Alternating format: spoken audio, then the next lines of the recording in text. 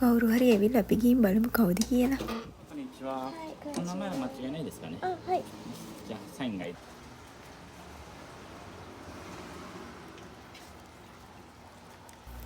ඇවිත් තියෙන්නේ ලියුම. අපි ගිහින් බලමු. බලමුද ළමයි එහෙනම් මට මොකක්ද ආවේ කියලා.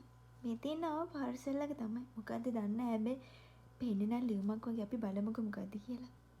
මේ තියෙන ආව එක. ඇවිත් තියෙන්නේ මගේ බැංක් කාඩ් එක.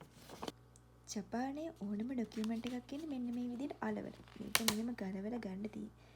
මේ තියෙන්නේ මගේ අලුත් බැංක් කාඩ් එක. ඉහිමේ බැංක්. තව යාළුවා එවලා තියෙනවා මේ බැංක් account එකට ඔන්ලයින් රෙජිස්ටර් වෙන්නේ කොහොමද කියලා. මේ තියෙන රෙජිස්ටර් වෙන විදිහ දාලා. ඒ විතරක් නෙමෙයි ජපානයේ ඕනම දෙයක් ඇවිල්ලා අපි ගෙදර කවුරුත් ඉඳියේ නැත්තම් හැරිලා ගියාට පස්සේ අපිට QR කෝඩ් එකක් දාලා යනවා. අපිට පුළුවන් ඒක ස්කෑන් කරලා අපි ගෙදර ඉන්න දවසක් තෝරලා අපිට කැමති වෙලාවක් තෝරන්න. මම ගෙදරදී නැති දවසක තමයි මේ කාඩ් එක ඇවිත් තියෙන්නේ. මං අද නිවාඩු නිසා අද දවසේ තේරුවා. මම තේරුවේ දවල් 12ත් හවස 2ත් අතර වෙලාව.